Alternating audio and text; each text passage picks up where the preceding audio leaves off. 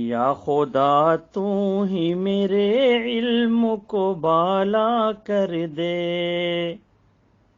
یا خدا تو ہی میرے علم کو بالا کر دے، دین کی شمع سے دل میرا اجالا کر دے، دین کی شمع سے دل میرا اجالا کر دے۔ الحمدللہ نحمدہ وعلی رسولہ الکریم، اما بعد۔ محترم سامعین سامعات، آج ہم آپ کے ساتھ مسلک اہل حدیث کے حوالہ سے ایک بہت بڑی خوشخبری کا اعلان کرنے کو جا رہے ہیں۔ میرے ساتھ حضرت علامہ حافظ معاویہ ساجد صاحب موجود ہیں، جو کہ جامعہ اشرفیہ لاہور سے فارغ التحصیل ہیں، جہاں سے 9 سال میں عرصہ اپنی تعلیم مکمل کی اور 5 سال اہل تشیع سے پڑھتے رہے، اور اسی بنیاد پہ دارالعلوم دیوبند انڈیا نے انہیں اعزازی سند کے ساتھ نوازا، اور مرید کے بھر میں دیگر علاقہ جات میں ختم نبوت کے حوالہ سے کورسز کروائے۔ سعدوں کے مرید کے کئی ایک علاقے میں خطبات جمعہ تبلیغی پروگرام کرتے رہے، اور آج یہ مسلک اہل حدیث قبول کرنے کا اعلان کر رہے ہیں۔ کن وجوہات کی بنیاد پہ مسلک اہل حدیث قبول کرنے کو جا رہے ہیں، یہ آپ سے آگاہ کرتے ہیں حضرت علامہ حافظ معاویہ ساجد صاحب۔ بسم اللہ والصلاة والسلام علی رسول اللہ صلی اللہ علیہ وسلم۔ محترم حضرات، اللہ جل شانہ نے خصوصی فضل اور عنایت فرمائی، بحمد اللہ تعالی، اللہ کی توفیق کے ساتھ کچھ ایسے چیزیں، کچھ مسائل جو حقیقتاً زیر بحث رہے مختلف ادوار میں، مختلف جگہوں پر،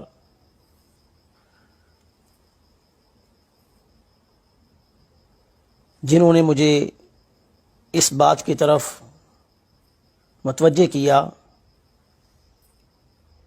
کہ ان مسائل میں کچھ تھوڑی سی جستجو کرنی چاہیے، کوشش کرنی چاہیے تاکہ حقائق کی طرف رہنمائی ہو سکے۔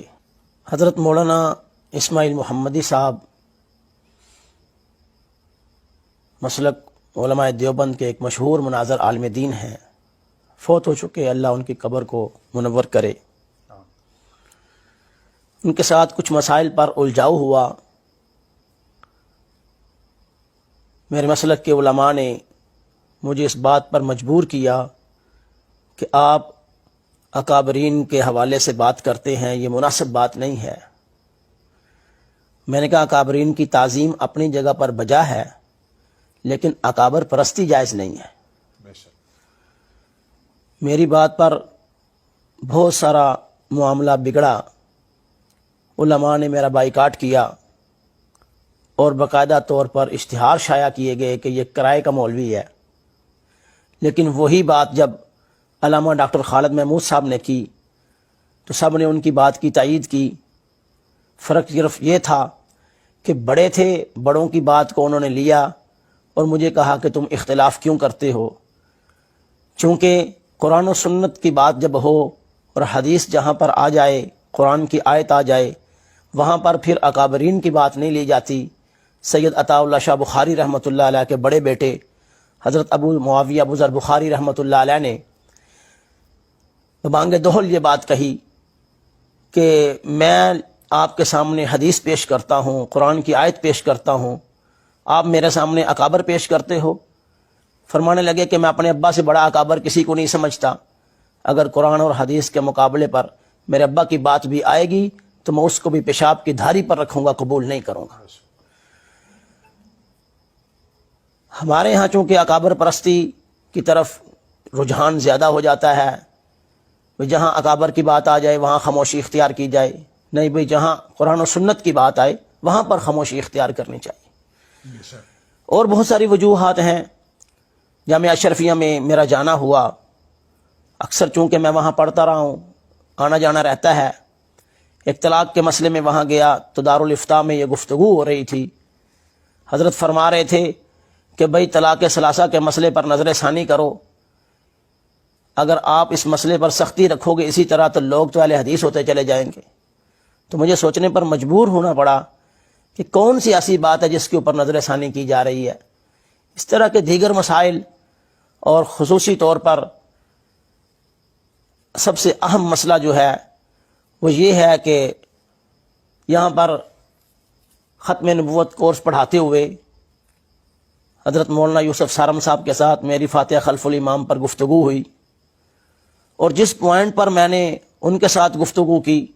وہی پوائنٹ جو ہے وہ ہم قادیانیوں کے رد کے لیے پیش کرتے ہیں۔ تو مجھے بڑا قلق محسوس ہوا کہ آپ جن باتوں کے اوپر اہل حدیثوں کو پکڑ رہے ہو وہی قانون آپ قادیانیوں کے لیے استعمال کر رہے ہو، یہ کہاں کا انصاف ہے؟ یا اگر تو یہ قانون وہاں پر چلاتے ہو تو ان کو زیر کرنے کے لیے تو پھر یہی قانون یہاں پر بھی مانو، ان کے لیے آپ قانون کیوں نہیں مانتے؟ بہرکیف بہت ساری علمی بحثیں اور علمی تحقیق اور بہت ساری باتیں سمجھنے کے بعد میں نے کئی مرتبہ کوشش کی کہ اس الجھاؤ کو ختم کیا جائے، لیکن یہ اللہ جل شانہ کا میرے اوپر فضل اور عنایت ہوا کہ میں نے اس بات کی تحقیق اور تفتیش کی اور اپنے اساتذہ سے بھی رابطہ کیا، لیکن میں اس نتیجے پر پہنچا ہوں کہ میں اگر یہی مسلک علماء دیوبند ہے کہ اکابرین کے سامنے بات نہ کی جائے، قرآن و سنت کی بات کو چھپا لیا جائے اور اکابر پرستی کی بات کی جائے، یا بہت ساری باتیں ایسے جو بدعات کی طرف جن میں ہوا نکلتی ہے اور وہاں سے ہوا ملتی ہے، اس بات کو ہم تو پھر ایسے مسلک سے مبرہ ہونے کی کوشش ہی کریں گے۔ تو انشاءاللہ العزیز آج بھی بیگم کوٹ میں ایک بڑا جلسہ تھا، وہاں پر میں نے اعلان کیا ہے، اور آج انشاءاللہ العزیز میں مسلک اہل حدیث کو قبول کرنے کا اعلان کرتا ہوں، اور بہت ساری وجوہات ہیں، تفصیل انشاءاللہ العزیز اس کی بعد میں آئے گی۔ اللہ مجھے آپ کو سب کو حق بات سمجھنے کی توفیق نصیب فرمائے اور اس پر استقامت نصیب فرمائے۔ الحمدللہ ہم اللہ کا بھی شکریہ ادا کرتے ہیں کہ حضرت علامہ معاویہ ساجد صاحب کو اللہ نے کتاب و سنت کی سمجھ عطا کی،